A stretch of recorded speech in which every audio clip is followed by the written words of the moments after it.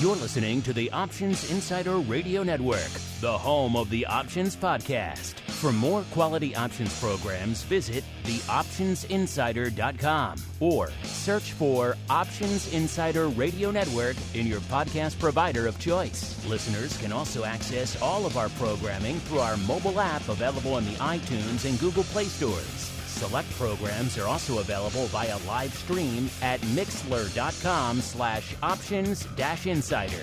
That's mixlr.com/options-insider. Don't forget to follow along with your favorite programs and submit your own questions for the hosts at twitter.com/options, stocktwits.com/options, facebook.com/theoptionsinsider, or via questions at theoptionsinsider.com.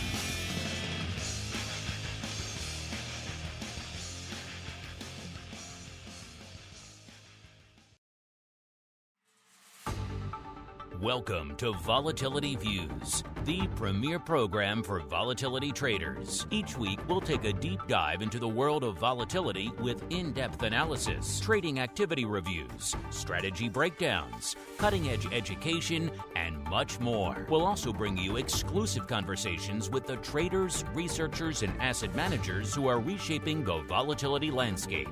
If it involves volatility, then you'll find it on Volatility Views.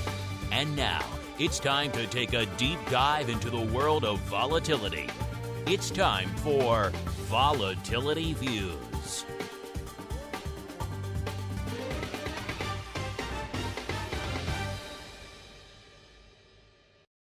All right, everybody. That music means we are back once again. It is Friday.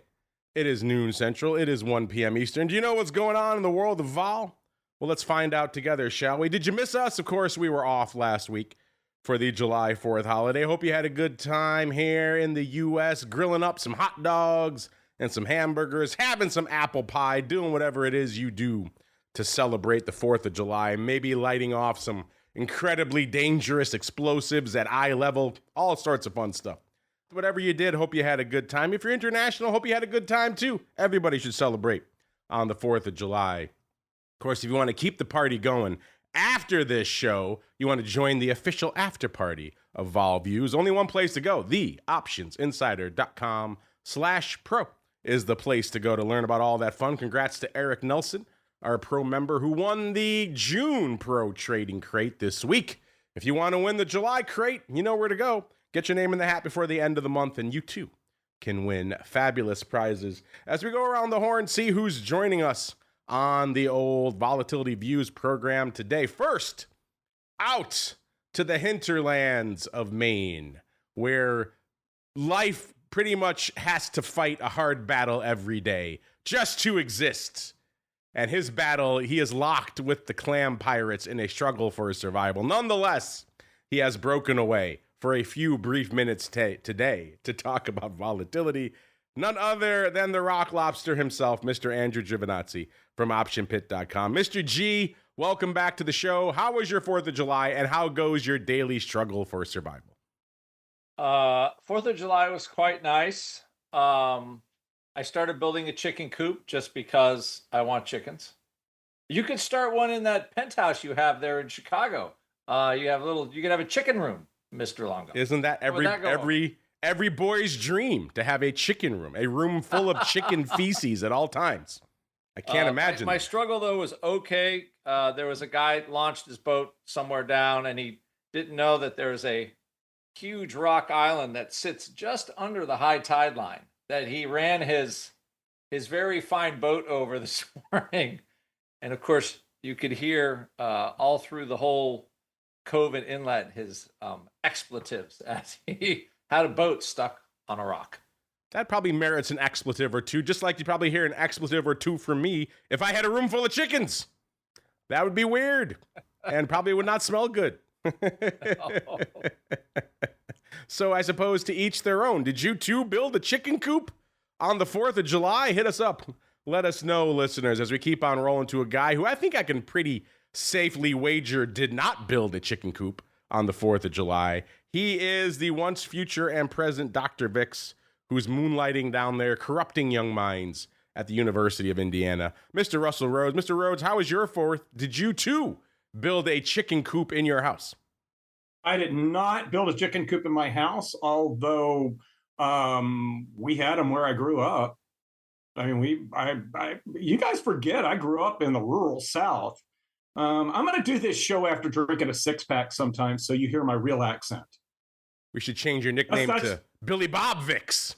Well, yeah. Do you recall what my father's name is? It came up on a recent program. How can I not? You stunned Uncle Mike when I told him that. None other than the American Dream, Dusty Rhoads. Yep, that was my dad. You're the son of a working man. So there you go. Yeah, I am a son of a working man.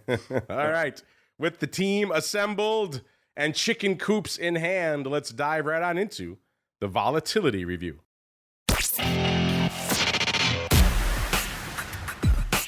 It's time to break down the latest developments in the volatility trading world. It's time for the Volatility Review.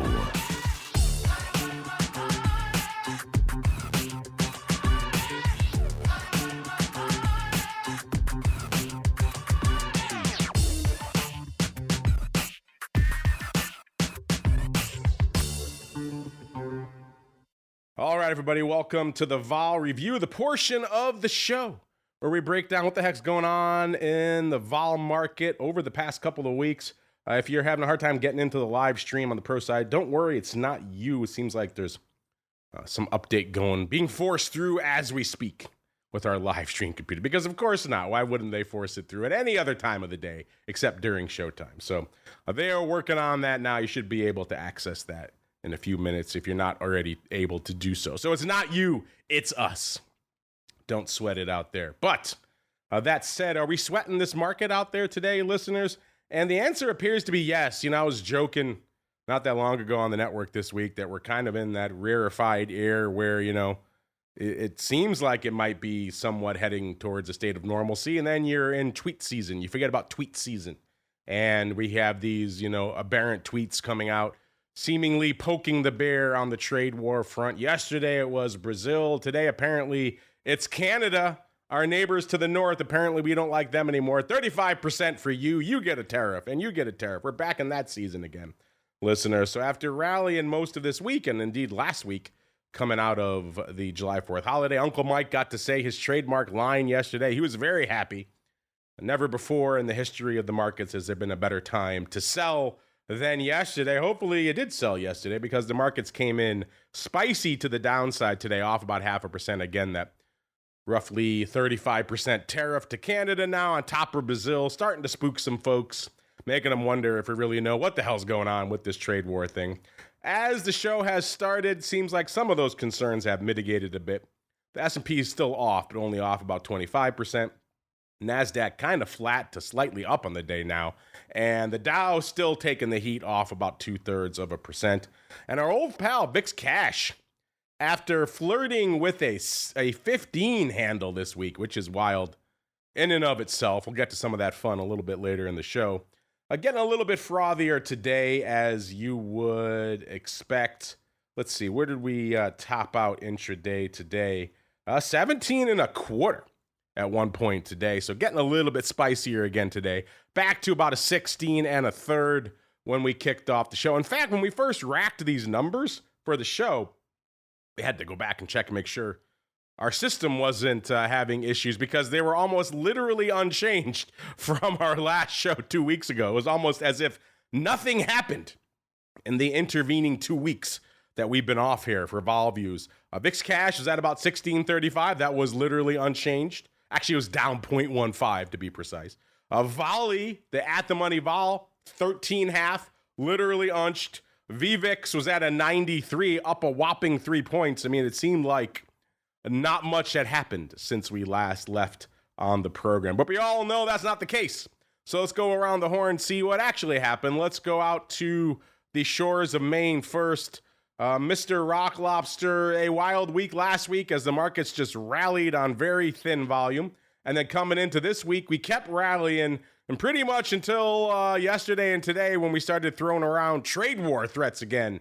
And now vol back north of a 15 handle, kissing a 17 handle today. What's catching your eye? You know what, the pattern, and I wish I could have remembered it, but I'm old and addled now and I don't remember things as well as I used to. But um, this was I think we had like a 30-point rally in SPY in the last 2 weeks, maybe. And VIX didn't move, like you said, which is very odd. Very, very, very odd. And then I remember in the SPX in the 90s, that's when I was trading in it, when, when basically the market was just kind of like, we had that 93, 94, 95, 96, 90, like year after year of just stocks just going up. And I remember guys in the SPX crowd going, just pulling like, the skew is being pulled up. Literally the at the money volatility just keep following SPX every 5 handles. It just kept dragging the vol, because even though the realized vol number was so low, every week we'd be another 15, which was a lot back then when the SPX was only, $3.99, by the way. But like you have like a 12, 13 point move every week, just kind of straight up. And it took me a while to remember those painful days, because of course, you're short futures and you're short puts and nobody's selling you calls. And all of a sudden everybody figures out they're going to drag the skew up and you're going to lose more money. So that was a painful experience, which I relived again over the last 2 weeks with some short VIX, short SPY positions. And thankfully, some of the VIX puts came in over the last couple of days, which just basically left me with less of a bloody nose than I had before. Some positions were paying out okay, but there's been a couple of stinkers in there. And it's been a while, when you have 30 points or so in 2 weeks, SPY, without really any pullback in volatility at all. And then I realized, we have the July 9th tariff date, right? So who's letting the vol drop before that date? And then you're thinking, here's July 9th. This is going to be sweet. This has to be the easiest money in the world. He takes the whole thing and he moves it a month to August 1st. So what I'm starting to get is like, okay, you can hit me on the head a couple times, and we are now basically in a perpetual, I'm not going to call it earnings cycle, but volatility tends to grow into an event, right? Because traders don't want to let the straddle drop. And I guess we're just going to keep getting in this until he's done, until he gets what he wants, whatever. So it's a very repeatable pattern. I don't know how tradable it is. All I know is that I add a couple of SPY calls now to the positions. My general, when you have usually high contango positions, I usually don't buy a whole lot of SPY calls. But I am now, because the market rallied right into the number, basically saying Trump's going to kick the can, and that's exactly what he did. And but that's not enough to kill vol. So I don't know when it's going to. I don't know when VIX drops. I know there's a lot of buyers of VIX calls. Like, I think people want to just be long and be hedged, basically. Long stocks and be hedged. And that's what we got, which is, you could have all the edge you want in a position. But if the market decides to do something else, it doesn't matter. And that's kind of where we are. So I've adjusted my jets a little bit, my happiness to sell this VIX curve with so much juicy premium in it. I'm slowing down a little bit, basically. It's like one tweet can come out of nowhere and just change everything. Like, ooh. Oh, like today or yesterday, or all the embassies clear out. Everybody clear out of the embassies. Like, what the hell is that? Remember 4 weeks ago, all the people in the Middle East, leave. All non-essentials, just leave. We'll get back to you in a couple days. We are in a tweet by tweet market, so make sure you're pricing in a little extra tweet premium into all of your trades out there, listeners. If you're harvesting the old risk premium, just be judicious out there. All right, Mr. Rhoads, same question for you. We were off last week, so it's been a couple of weeks here on the vol scene. But what's been catching your eye, sir? Andrew stole my thunder with the July 9th getting pushed out, but that definitely has something to do with what's going on VIX wise. I'm going to have to get on my soapbox and correct you, Mark. That 17 and a quarter happened at 6 a.m. That doesn't count. The high today is 1688. I'm doing some work on that, like the most common time for the high of VIX. Since we got VIX starting to be quoted at 2 o'clock in the morning or whenever it's quoted now, and the time it's usually a couple hours before our open, more often than not, probably about 80% of trading days. That happens outside of there. It's kind of a quiet week as well. We didn't have anything major economic wise since he pushed out the tariff thing. We get inflation and retail sales next week, so. I wouldn't be surprised if VIX holds a bid at least through Wednesday next week. That retail sales, they're actually looking for a positive number. Go out in public and see how many people are actually buying stuff right now. I'd be shocked if that number doesn't come in negative. And I've also heard that the Amazon Prime Day sales are 40% below last year's. You can't tell me that there's not that kind of like the whispers in the Ayn Rand books. Everybody's concerned out there, but you're not seeing it. You're not seeing it amongst the pros like us quite yet. 40% lower, and they've added 2 more days to the sale. I mean, the sale off is never ending at this point. It's still 40% lower. That's wild.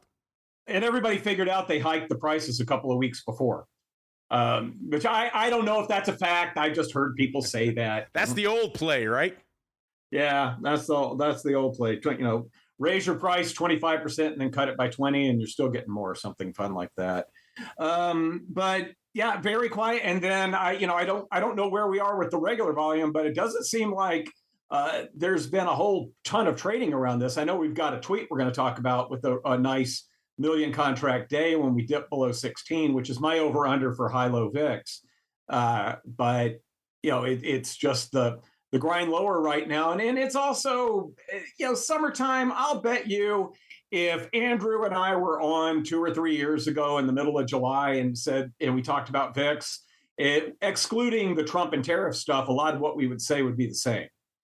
It's that time of year, Yeah, I mean, in a normal mid-July, a VIX ADV nearly 800K, that's pretty impressive. That's a lot for a typically sleepy time of year. So we are factoring in a little bit of that juice. Remember that ADV when we get to that aforementioned tweet in a little bit, listeners. Well, let's run through some of the numbers out here, shall we? Let's go out to the land of the vol surface, listeners.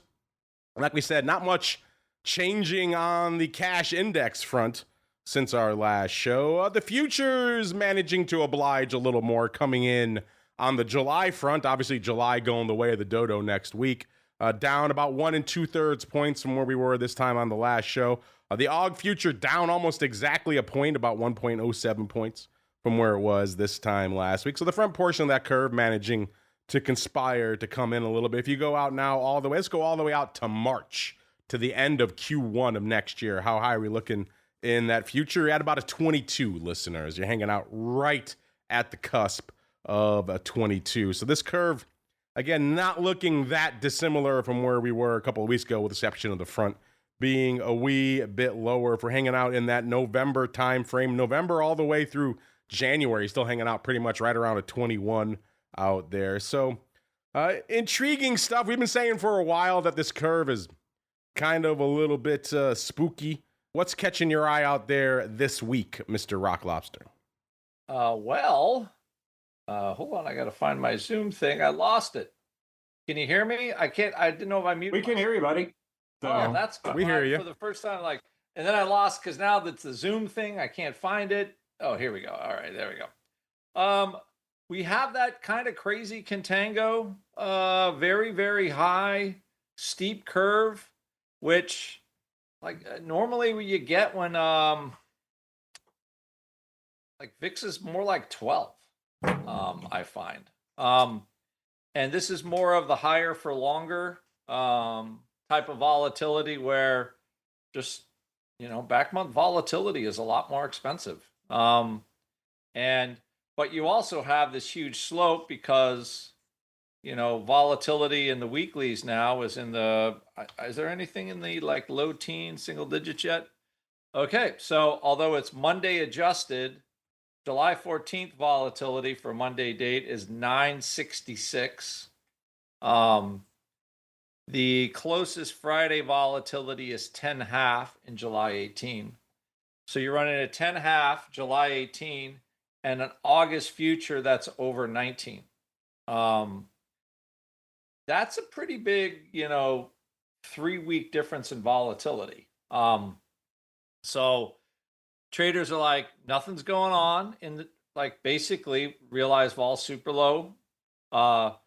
We just got this tweet about Canada. We only got 0.5% out of it.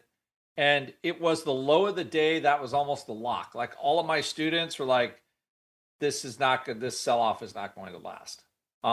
It wasn't even enough for me to close some SPY put spreads I have. Basically only about $1 difference from where I entered the put spread to where, at least on my VIX and SPY strategy. So, and then I realized I forgot to buy a SPY call because that's what I was supposed to do. Anyway, but I still not a bad price here. But anyway, you got a steep curve, higher for longer vol until this the perpetual tariff. I had a name for it. The perpetual tariff tantrum or something like that. It's the perpetual tariff trade, where we just keep rallying into it because everybody just figure he's gonna, I'll push it back as long as he gets some kind of tariffs out of the whole thing. He's got more than he had before, and he'll be happy. So that is the market we have currently, and I don't see anything to change it except for the Fed possibly making everybody happy by cutting rates. But I can't see them doing that when Congress basically does not know how to balance a checkbook. So I guess 400 people are trying to bankrupt the other 380 million that live in this country. They're doing a good job, by the way. They're working on it hard.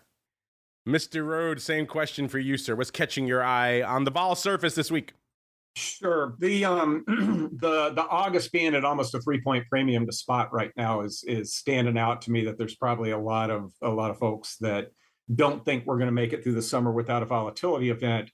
And one of the fun things that I have on my desktop is I can pull up the VIX curve from history pretty quickly. So I took a look at basically this Friday over the last 2 years. Last year, not a whole lot of premium. 2 years ago, 2023, which was an interesting year, we kind of had the same shape to it. So, maybe 2023 is a bit more of a comparison as to what we would expect, excluding any sort of giant surprises out of the White House. I don't know what could be done that way. If you ever hear the debate around what actually is a black swan, which is a completely unexpected event, is there anything that you could come up with that would be unexpected? I guess once we come up with it, it's not expected anymore. But it's very difficult to get a handle on what the next thing that's going to come out of the White House is going to be. Just aliens raining from the sky, sir. I know. You almost feel like it's going to be just something out of it. It almost feels like we're living in fictional times now. So aliens wouldn't be personally. I think the aliens the UFOs that we see are coming from inside the Earth. So maybe the inner Earthers are going to come get us. They're coming from inside the house. I think that's the kind of thing that'll get VIX back up into the 80s. How's that for a prediction? Okay, aliens coming from inside the Earth. I could see an 80 handle in VIX. Yes, easy. Maybe a 200. Maybe VIX just breaks. I think VIX breaks at that point. I don't know if VIX was 100 calls finally get run over. Yes. Wait a minute. Didn't they write a book on that? Called like The Hobbit or something? The little aliens from Middle Earth or something like that? I thought that was about gay guys living on a mountain together. Oh, God. Here we go. Oh, no. Okay, sorry. I don't know. Okay, I'm just going to keep rolling with all of that. Hobbits are aliens. A TV show. I didn't make that up. Hobbits are aliens. We got gay dudes from middle. All sorts of fun rolling on here in the show. Let's roll on to a little bit of VIX action. Is VIX fun right now? You know, like I said at the top of the show, VIX is kind of volume-wise surprisingly spicy this time of year. This is usually where VIX goes to take a nap. If you look at some seasonal periods, you know, July into August and December are two times where usually upside and vol doesn't really knock it out of the park. And certainly volume-wise, not much to write home about. But again, the numbers are remaining stubbornly persistent. In fact, growing. The ADV now is 783,000 contracts a day. That's up 100,000 from this time 2 weeks ago, Liz. Exactly 100,000. So things are getting a little bit spicier out there. Go figure. You throw a tariff on Brazil, you don't know who's next. It's going to add a little bit of wrinkle or two out there to the volume numbers out there. And today, we're kind of right on pace for that. 418,000 contracts right now. So again, this is normally kind of sleepy July coming in after July 4th. Everyone's still kind of hungover on beer and hot dogs, or they're still winding down their vacation. They're not really doing much. They're not slinging a lot of VIX, certainly. And yet these days, not exactly the case. Things are looking a little bit more active. Let's go out to top 10 land. How are we looking from a size VIX options perspective, listeners? What's open for size in VIX land right now? You might be asking. Well, we're hanging out 2 to 8 puts over calls out there. 2 puts to be found in our top 10. I bet you can probably guess one of the handles. It's been pretty active for a while. Numbers 10, it cost you 177,000 contracts to break into the top 10 in VIX land right now, which is about what you'd expect. And that gets us to the July 30s, listeners. July 30s, number 10. Number 9, 186,000 of the SEP 80s. So number 9, we're right back to the business. SEP 80s, $1.86. Number 8, $1.90 of the July 40s. So coming down only 40 handles to the July 40s. Number 7, 213 of our first of 2 puts in our top 10. 213,000 of the July 16 puts. These seemed like maybe a few weeks ago, maybe that was a bit of a bridge too far, the 16 handle, but we all know what has conspired in the intervening weeks. Number 6, 213 of the AUG 42 halves, so right back to the upside. Number 5, 213 as well of the July 35s. Number 4, 241 of the NOV 47 halves. Number 3, our final of the 2 puts, 291,000 of the July 17 puts. You knew those are going to be up there. That's been kind of the most active option on the board for the past couple of weeks. Number 3, 291 of the July 17 puts. Number 2, 310 of the AUG 35s. And the big dog out there in VIX land right now, 334,000 of the AUG 25s. Remember that AUG 25-35? I think we're going to come back to that in a little bit. But before we get there, we're going to take a sojourn over to Russell's Weekly Rundown. Now, Russell's Weekly Rundown. Now, Russell's Weekly Rundown. The song's so nice, we are legally obligated to play it twice. It's right in his contract. Mr. Rhoads, sir, what you got for us this week? Well, first off, why don't you just make that recording repeat itself instead of having to hit that button twice? I guess you could save yourself so much trouble. I could do that, but what fun would that be? I know. You wouldn't hear me cursing into the ether each week on the show. Yeah, that's true. So, I last time we were on a couple of weeks ago, I talked about how it's not scientific, but it probably matches up with what's going on volume-wise. There would be pages of weeklies that I could go through to come up with trades off of Bloomberg. And there would be 20 block trades on each page. I didn't have more than one page on any day this week. Weeklies where there just wasn't a whole lot going on. And that's where my thing about volume kind of came up earlier, was there was just not a whole lot going on. The 17 puts, they love them with weeklies as well. On Monday with VIX at 1765, somebody bought 700 of the August 6th 17 puts for 44 cents, hoping for probably VIX well under 16 when we get to that time of the year. Then also on Monday, and somebody bought with VIX at 1780, somebody bought 800 of the July 9th 17 puts for 12 cents. Nice trade because the VRO was 1607, and I think they held them through. So nice trade on that one. Tuesday, this relates to me. Not everything in the world does, but this one does. On Tuesday, with VIX between 1789 and 1703, somebody sold 500 of the July 9th 20 puts for 305. Couldn't quite, this was an exit trade, couldn't quite figure out where they got into them. Again, the VRO was 1607, so they did leave left about 90 cents on the table, 88 cents on the table. What's funny is I was trying to sell mine at 319 forever, and they just kept stepping in front of me, and then I finally sold mine at 319. But I can actually see that I'm the offer a couple of times on the bid-ask spread when they traded this one. So I got out and left money on the table as well, but I always like to get out the night before. So there. Wednesday, VIX under 16. Woohoo! Somebody, and I actually think that there are people that are taking advantage of low VIX to maybe buy some out of the money calls. And with VIX at 1579 on Wednesday, somebody sold, goodness gracious, 200 of the July 23rd 16 calls at 238, 1838 break even. There was a total of 400 on the day. I think but the only lots that showed up on my block trades were the 200 lot. But my assumption is they probably did more of them because the open interest and the volume on the day was higher. The open interest increase, and then the next day on Thursday, they added to the position more with VIX at 1594. Sold 320 of the July 23rd 16 calls for 239. Very close price wise. So you gotta make an assumption that somebody saw that trade, liked it, and copied it, or it's the same person. And then this is the only spread trade. There were no spread trades Monday, Tuesday, or Wednesday with block trades, and the block trade is 100 contracts or more. There was not a single spread trade using weeklies on Monday, Tuesday, or Wednesday this past week. There were only 2 on Thursday.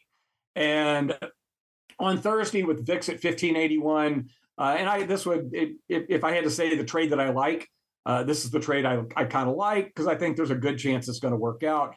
Sold 471 of the July 23rd 20 calls for 67 cents, bought the same number of 30 calls for 17 cents, took in a 50-cent credit. I think there's a pretty good chance that over the next couple of weeks, VIX remains below 20. So kind of a smartish trade there.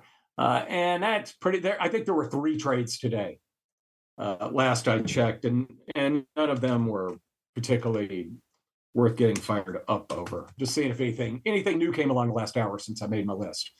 Nah, I mean, somebody bought 500 of the July 30th 37 calls. That was done by itself, no spread or anything. The index was at 1670. That happened about 25 minutes into the trading day today. I thought there was a trade. 37s, okay. Yeah, the 37s. My assumption is somebody said, okay, if VIX gets to 40, what's the best option to buy? Something silly like that, and I've heard PM say things like that when I was on the trading desk. So there you go. That's pretty much a quiet week. VIX gets to 40, you're going to wish you had some July 20s in your back pocket, I think, maybe. Absolutely.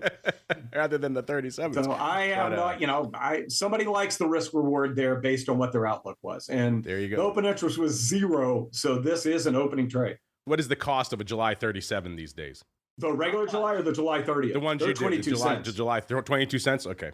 Yeah, and these are the July 30th, so they got the whole month. They got the rest of the month, so they're getting it lines up with their time frame, end of month. You like that, listeners? 37s, end of month, 22 cents. Does that tickle your fancy? Let's see what's tickling our fancy out here in the rest of the week, shall we? again, some surprising pockets of action this week. Today, 418, so we're kind of lining up about exactly where we expect right now when the ADV is about 800K, a little bit north of halfway to that right now. The big dog, 37,000 of the July 16 puts, followed by number 2, 33,000 of the 16 half puts. If you're wondering what those 16 half puts are going up for, they went up in a big block for 22 cents. So are you down for those? Just like paper was buying those. You paying 22 cents for those bad boys? If that's the case, get in while the getting's good. Number 3, 23,000 of the July 17 puts. So you got a whole put palooza going.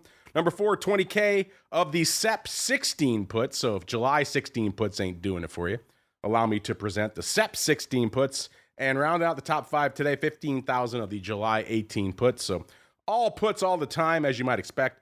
Yesterday, a little bit more paper on the tape, 526 total.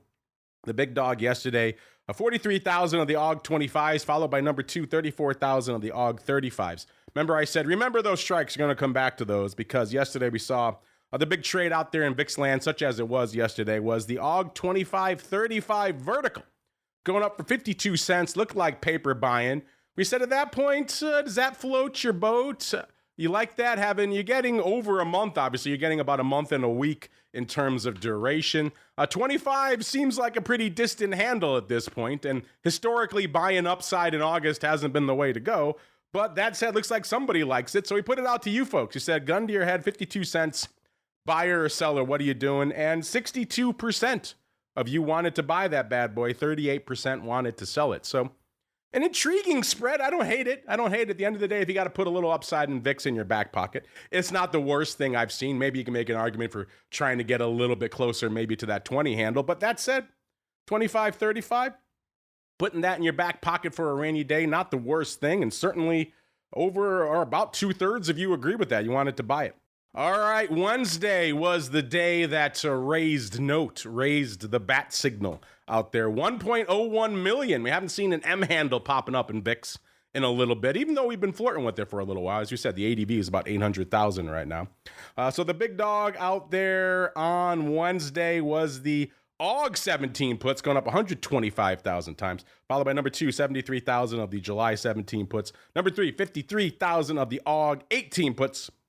Number 4, 51,000 of the AUG 19 half puts. And number 5, right behind it, 48,000 of the AUG 19 half calls. So that was a hot day. And then looks like somebody, VIX Signals on Twitter, was intrigued by that. They said at VIX, that's also the day, by the way, listeners, where we first kissed a 15 handle in VIX cash. So a coincidence? Probably not. But he said, hey, VIX tried on a 15 handle this morning for the first time since Liberation Day. And with it, the July and August VIX contracts are at new lows, with the rest of the curve not too far behind. As far as the VIX futures term structure is concerned, all is right with the world. But, he continued, 1 million VIX options traded today. Odd to see that during a relatively calm session in which vols got crushed, which they did. Usually a day like today would be 1/3 that volume. Did I miss something? And he reached out to VIXologist, who in turn put up the literal back signal to us here on the show. So, yeah, I see where you're coming from, VIX signals. Normally, on a day when vol is eroding, isn't the amazing catalyst for a 1 million contract VIX options day. Usually, you're right. It's a day when the S&P is going to be off a couple of percent. Vol is popping. That's usually the thing that lights the fires on the VIX volume front. But that said, remember, there's a couple of things going on right now that are keeping these numbers surprisingly lofty. First off, we're in a tweet-by-tweet market right now, so that's literally keeping us, the ADV's gone up 100,000 over the past week. So, yeah, things are looking a little bit spicier out there right now, volume-wise. So when you're already at 800K in a mid-July, that's already somewhat aberrant. And whenever I see days like that, whenever I see the 1 million contract day kind of seemingly out of nowhere, those are usually the days, we've been crunching this VIX volume number thing for a while. Those are usually the days you say, okay, VIX is that kind of product where all it takes is one spread to come in and just change the game entirely. And a normally sleepy day, 400,000 contracts going up, nothing's going on. Then all of a sudden, a 1x4 comes in for 400,000 contracts. And the next thing you know, you're well north of 800K, and it seems like the wildest day ever. But it's really just one trade. So if you dig into the numbers on that Wednesday, it's not quite as lopsided as you might think. But then again, remember, we're at about 800K ADV. And then looking right now, the big dog there, really, we've been saying for a while, these July 17 puts have been just bonkers. They've been trading for size every day. Someone's got a huge axe to grind on that strike. It does seem like somebody did a little bit of rolling action on that Wednesday as well. So taking off about 73,000 of the July 17 puts, which again, can't blame them. They worked out pretty well. And then putting up 125,000 of the AUG 17 puts. Then those were definitely opening. So size opening on the AUG 17 puts as well. So if that's your roll, that's 200,000 contracts right there on top of the 800,000 ADV. Throw in a couple of other aberrant prints like this 19.5. Hard to tell if it's a synthetic, so a conversion reversal, in which case looks like they sold put and bought call for a credit of 15 cents, or they straight up did the straddle, selling that bad boy for about 4.15.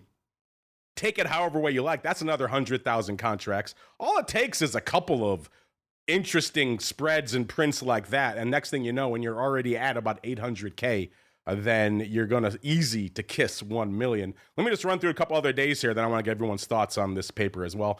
Tuesday, 7/26 on the tape. 41,000 was the bad boy. Again, July 17 puts. You seeing the trend here? This has been the big dog in VIX land for a while. Number 2, 28,000 of the AUG 25s. Number 3, 27,000 of the July 25s. Number 4, 23,000 of the July 35s. And rounding out the top 5, 23,000 of the July 23s. Out to Monday, 585 on the tape. The big dog, take a guess, 54,000 of the July 17 puts. So just one roll on that put strike is going to be enough to get you over 1 million. 25,000 of the July 19 puts. Number 3, 20K of the July 30s. Number 4, 19,000 of the SEP 30s. And rounding out the top 5 on Monday, 18,000 of the October 23s. All right, a long way around. Let's start with the Rock Lobster, sir. What prints were catching your eye this week in VIX land? And what are your thoughts about, it was VIX Signals question here. Why do you think we put up so much paper on Wednesday on a day when vol was otherwise getting taken to the woodshed, sir? I mean, I think possibly on the Wednesday thing. I mean, that's usually, I mean, a part of putting up all the volume is, you know, VIX likes it. VIX options trade when VIX moves. So even when it's getting taken to the woodshed, you know, all of a sudden people start to hope springs eternal for the puts because risk reward on VIX puts are really good. You know, you buy a 16 put that looks like it will be in the money or already is in the money. You got to wait for it. It's only like 25, 30 cents. So I think VIX actually moving down gets people excited. So I think that's part of the reason why. I generally I think VIX as a trade is, it's kind of like trading from a dead stop all the time. Because, you know, you can stay, the market can move up and down and you can stay at a 17 VIX for weeks, right? But SPY can do all kinds of stuff in that period of time. So VIX actually moving, I think, brings some paper in. And I think the fact that we actually were hitting new lows and vol and stuff like that got everybody excited. Now, whether they all came in buying calls because they were looking for the next pop on the next tweet, you know, whatever the reason is, but VIX moving, like, that's what I tell my students. It's like, VIX is not interesting till it moves, right? Because it can sit there forever and the futures can decay for weeks and weeks. So if you're an option buyer, you could have a lot of sadness going on depending on what you're buying, even when the market's moving around a little bit. So VIX moving either up or down generally brings the action, as from what I recall, at least from my observation.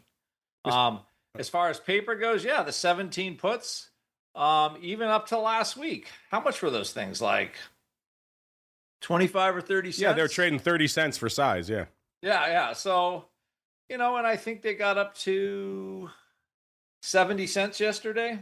Because I have some and I didn't sell them because, you know why? I wanted $1. Greed. Greedy. I wanted $1. So at least Mr. they're back to 60 cents, so I don't feel totally At least stupid, you're still 2x. You can't be too mad. Yeah, so but I am going to exit everything for whatever I can get from today. July is, you know, I I need to sell some VIX puts for something to just save me from all the SPY put spreads I did not close. Because I had some big stars in my eyes on those things a couple of weeks ago, and then we just went on a rally that never stopped. So, anyway, I have to learn this lesson every week or so. Anyway, but yeah, so I think that's the action again. That I think the 17 handle is a good risk reward handle. It's pretty low. You got that Russell $1 rule where those VIX futures are pretty juicy. So like you can handle the market dropping 1%. VIX will go up a little bit, but I mean, relative, the puts don't really move that much.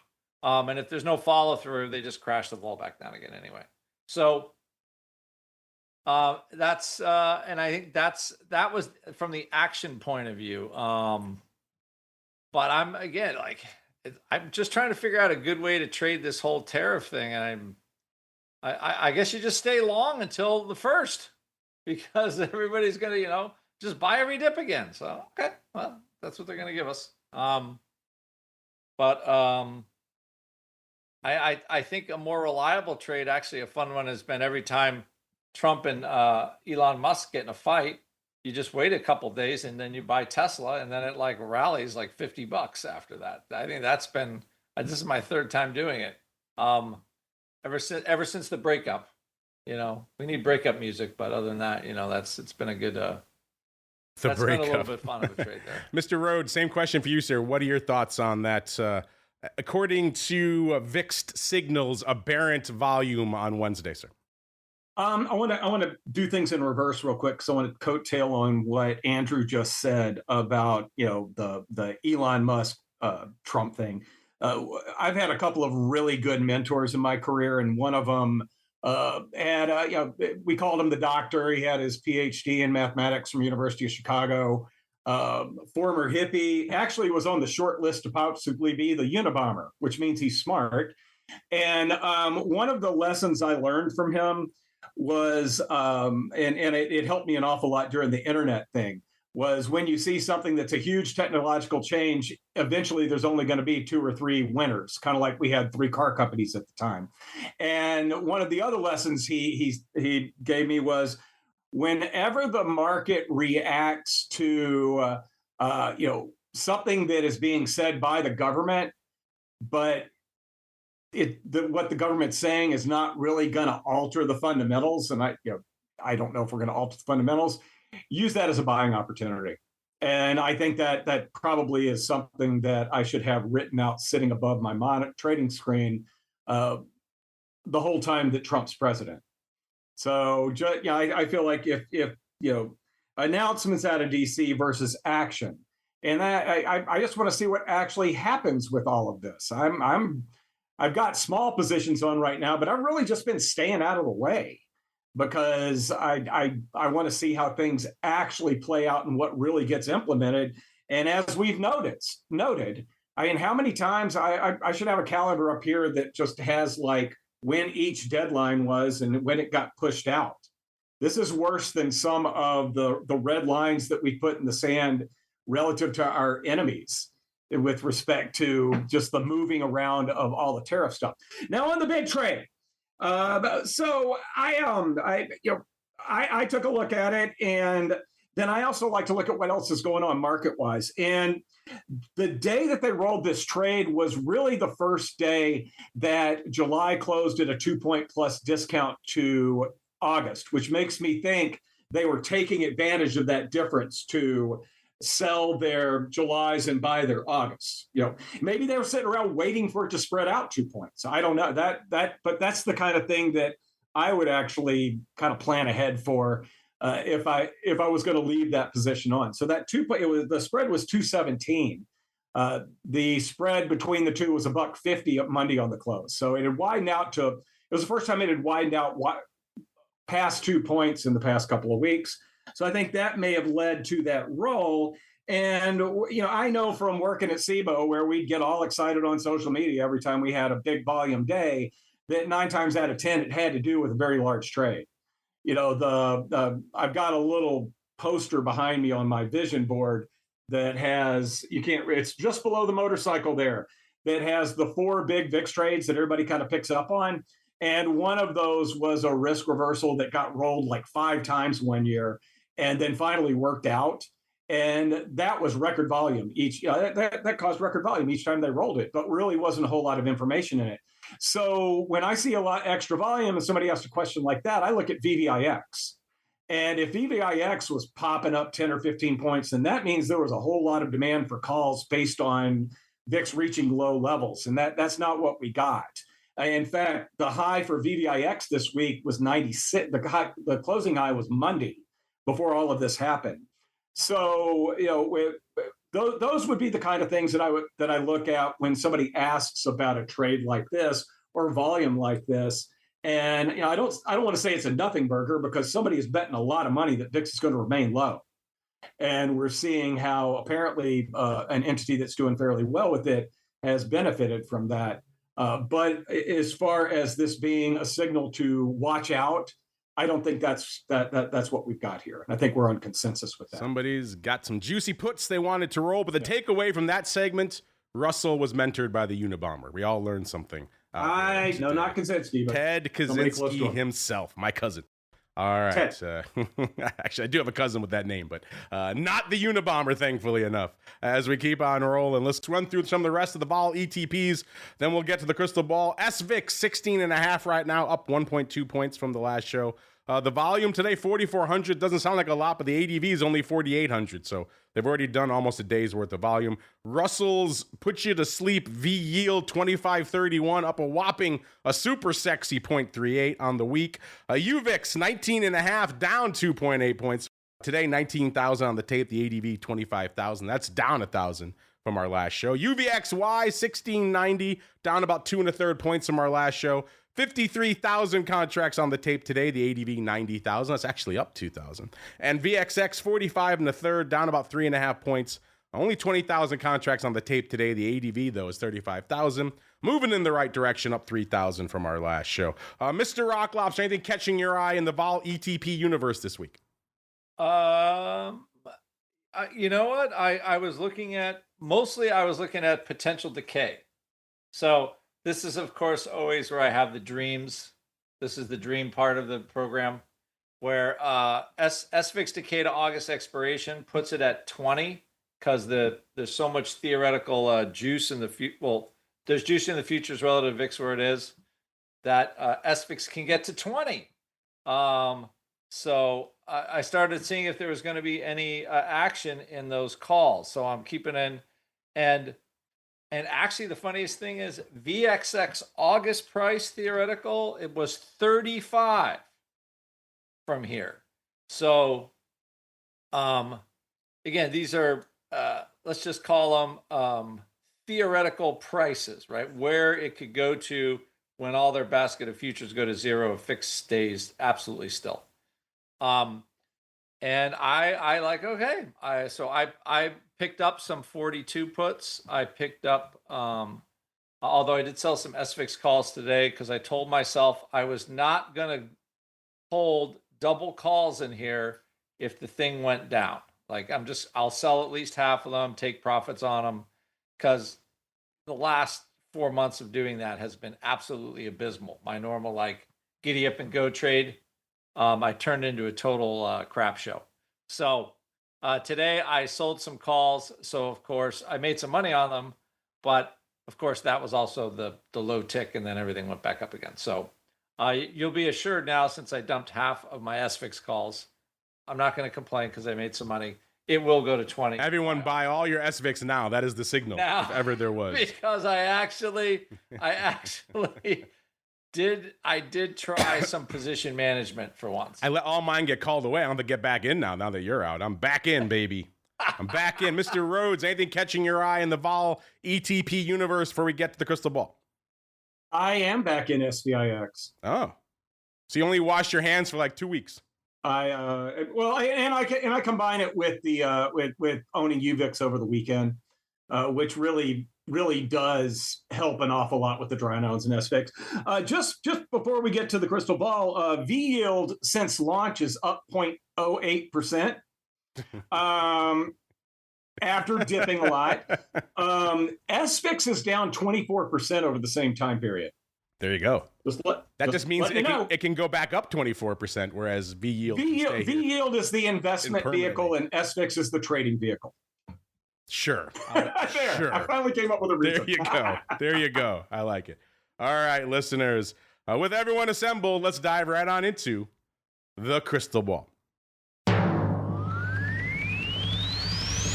It's time to peer into the future and reveal what the volatility gods hold in store. It's time to look into the crystal ball.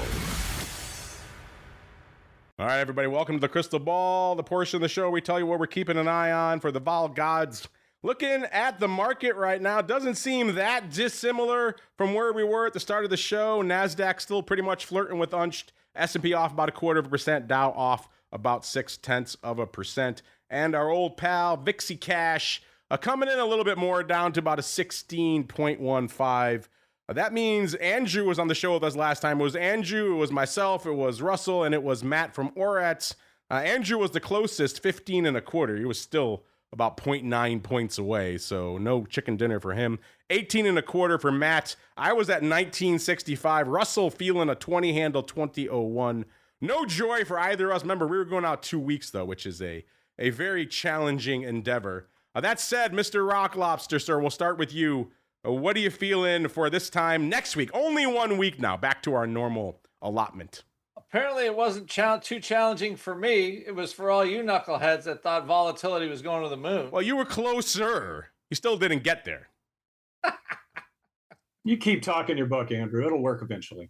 I know, exactly. How many of those puts you sell yet? I think where are we trading? We're trading just something. I think next week I like. What's a good historic date? 15. What is it? 1492. There you go. The year that no school kid knows anymore because they don't teach Columbus in schools anymore. Yes. Yes. It is not allowed anymore. Not allowed. We have proven this with our informal surveys of school-age kids, and none of them know that number. All right, Mr. Rock Lobster. If folks want more Rock Lobster goodness, where should they go? What should they do? Yeah, we closed some trades for some money this week. So as much as I complain, I generally find a way to make some money, just never as much as I want. So that makes me grumpy. But other than that, I'm a fairly happy person. But 888-TRADE-01, if you look at this, if you read Russell's book and you're like, how do I trade this stuff? Come to Option Pit. We'll tell you how. I'll tell you how to understand Russell's book. There you go. Learn how to understand Russell's book over there, optionpit.com. And Mr. Rhoads, what is your prognostication, sir? 1820. That's the year that Indiana University was founded. 1820. So we're all over the place, from Columbus to the Indiana University year. And if folks want more Russell goodness in their lives, where should they go? What should they do? And there's actually something of interest out there. You don't have to read my book. Dr. Ademiak, Larissa Ademiak, and myself did a video, basically an hour-and-a-half video, which is the lecture that I do on VIX for my derivatives class every summer. So we just posted that up on the YouTube, and normally we post videos like this every once in a while. We get like 100 views or so. We've gotten about 600, but what's really impressive is it's an hour-and-a-half video. The average watch time is 65 minutes, which means people are actually sticking with it. But it's just kind of a very high-level view on. I don't think it's appropriate for the listeners here. I think you guys all kind of know what's in there. If you got somebody that's like, can you explain VIX to me, and you just don't have it in you, send them to our video. And we've gotten a lot of follow-up questions on it, so we're going to hit on some topics like on the differences between the ETPs and some other educational things like that. And what's the name of the video the link again? To it's on my Twitter. Oh, it's on your Twitter? Oh, God. It's something clever, like how I teach VIX and derivatives class, or, I'm a terrible marketer. It's why I am. Did you post it with a super sexy lady thumbnail and then say, super sexy world of VIX? It's a sexy VIX chart. I think that was the leading part. That gets all the kids to the yard. Yeah. Yeah. You got to have the scantily clad lady holding a refreshing beverage and then have some sort of VIX innuendo in there. And then bam, amazing. 1 million views like it's nothing. Crazy, crazy time out there. All right, I shall go last. I'm hanging out. I wrote this before anyone even went, and as it turns out, I'm kind of in the middle again. 17.25 for me on the VIX front. So we got a Columbus appropriate 1492. We've got me at 17.25, Russell at an 18.20. So we're kind of all over the place. What are you folks feeling out there? Listen, I'm curious. The Queen, she's usually pretty good. 17.5 for her, 18.40 for Mr. OG. Mr. Buzz TK, don't recognize that handle. Welcome, Buzz, says 16.25. So we're kind of all over, which again kind of reflects this market. Again, if you don't like where VIX is right now, just wait 5 minutes. Wait for the next tweet to come out. And then bam, you'll probably be right. We'll all probably be right over the course of the next week. That is going to do it for us on Vol Views for this week. If you're listening on the on-demand side, that will conclude your broadcast week with us. I thank you for joining us during the week. Remember, if you missed anything, it's all available on the podcast network. Head on over to theoptionsinsider.com. It's all available there. Just search for Options Insider Radio on your favorite podcast player, and you'll get our full network of nearly a dozen shows. And if you're feeling up for it, if you think you're ready to take that next step, you want to join us in the official after party for Vol Views, only one place to get it, theoptionsinsider.com/pro is the place to go to learn more. If you're hanging out in the chat, just hang out. We'll be back in a little bit talking unusual activity on oddities. For the rest of you, we'll see you back here on Monday for the option block and the trivia battle between the Rock Lobster and Uncle Mike. Can it continue? Can Uncle Mike finally get another point? He got one this week, so we'll see if he can keep the good times going all the way back to next Friday. Another episode of Volatility Views. Stay safe out there, everybody. You're listening to the Options Insider Radio Network, the home of the Options Podcast. For more quality options programs, visit theoptionsinsider.com or search for Options Insider Radio Network in your podcast provider of choice. Listeners can also access all of our programming through our mobile app available in the iTunes and Google Play stores. Select programs are also available via live stream at mixlr.com/options-insider. That's mixlr.com/options-insider. Don't forget to follow along with your favorite programs and submit your own questions for the hosts at twitter.com/options, stocktwits.com/options, facebook.com/theoptionsinsider, or via questions at theoptionsinsider.com.